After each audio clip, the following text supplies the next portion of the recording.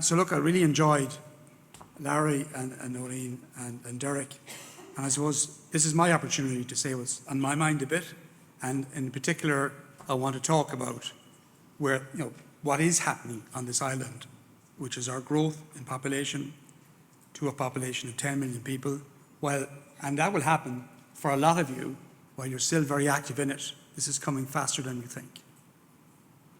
So 1841 to 1922, the data is all island, and the population halved through to famine and emigration. In the Republic of Ireland, 1922 to 21, you see we kind of plateaued, stabilised, and then the dip of the 50s until we woke up and we needed to engage with the world. And then from 1961 on, right, growth, pretty steady growth, and then more rapid growth, where we're hitting just over that 5 million in that period. In Northern Ireland, they had steady growth until the Troubles plateaued a bit, and they've continued steady growth. So they're now touching 1.9 million. Where is it heading? In the Republic of Ireland, so until I read the Housing Commission report, they were talking about maybe getting up by 2050 to about 6.2, but there now is a scenario about 7.25. And we kind of know these things is that the projection often misses, but I think the trajectory is up. So you're looking at maybe 7.2, maybe 7.5 million by 2050, which is only 25 years away. And in Northern Ireland, they're projecting at the moment steady but slower growth to 2.2. That could alter significantly as the economy there, I think, shifts after the Windsor framework. So that together is 10 million people. Interestingly, in Wales, population has peaked last year apparently at about 3.1, and they're now looking at a decline by 2050. So this is a very different scenario for us. So what are the positive effects? So there are economic, there's labour force growth, which you've seen, and market expansion, i.e. a domestic market of 10 million people is a much bigger market than a market of 4 million people. Demographic balance, youth, it maintains a better dependency ratio. You get energy because of the population stays more in balance than when it's static or falling.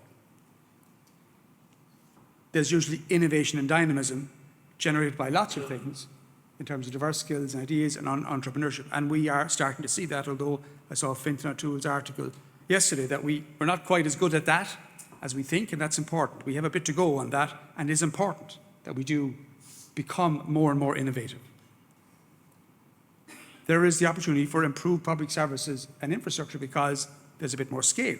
Some things that were difficult to do before become more available, and there's more opportunity for investment because there's more capacity to invest. That's the good side. There's other stuff to come. And obviously, we get a bit more influence. And you have more influence as you get a little bit bigger in the world. There are challenges. Resource management, the strain, especially with a strong growth, and environment, because yes, we're having to convert and we need to look more at brownfield and so on, which is very important. Obviously, infrastructure, this is the flip side. So the overburdened infrastructure, we're seeing that everywhere, and the particular challenges in healthcare and education, which aren't going to go away, and in fact we need to actually get ahead. There's a report out today about the need for more acute hospital beds, more beds generally. So let's not do what we did in 2005 and ignore the fact that this data is there and do something about it rather than having to always react. Do something about it or react. There are countries in the world, particularly in Scandinavia, with 50-year plans for cities. We could do with planning beyond the next election cycle. There is a risk of economic inequality as there are gaps, diversity can. So we've got to watch this because we've improved, and we need to really watch this because that helps cohesiveness. And there could be a risk of unemployment if the economy doesn't, you've got a growth population without the economy growing. So you have to watch this thing because it can get out of hand. And obviously we're really living the housing shortage. So in 2005, we built 86,000 houses. So I think at the time said, we don't have a problem. Yet, the type we were building and the whole lot, and then that collapsed. So we do need, I heard Minister Michael McGrath speaking last night about the need put money into infrastructure funds so that we don't get the boom-bust to approach to investment from the state in infrastructure. And I really hope that that really happens, because that's been a really big part of our problem.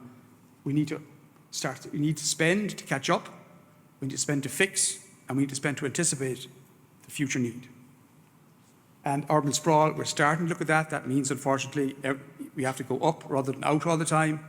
And then obviously there's challenge of social and cultural integration, a lot of change, a lot of new estates, new towns, new lots of things, a lot of change, which does put integration challenges all over the place, which have to be worked on. And there will be public services pressure, and let's try and anticipate rather than react. Surely we can start to anticipate. You can't say we don't have the money to do it now. That doesn't seem to ring true. So you, as third sector leaders, what can you do? And what does it mean what you should do? You should examine how this level of growth will impact the demand for your services with the people you serve. Look at that growth. What does it mean? Establish how you can meet that need and what support you need to meet it. What does that look like? We are very slow to do that. We do not like to talk about what we need in the future. We're just what we need this year. Let's look forward. Be ambitious in what you think about that. We need more ambition. I've spoken this before, and I'll keep speaking about it. I think it's very important. And then seek the funding you need to meet that. It's up to you to advocate for your organisation, others who do for theirs, and the collective voice of that gets people to start thinking at the level that's needed. And certainly my experience is that funding follows ambition, but the ambition has to come first. Thank you.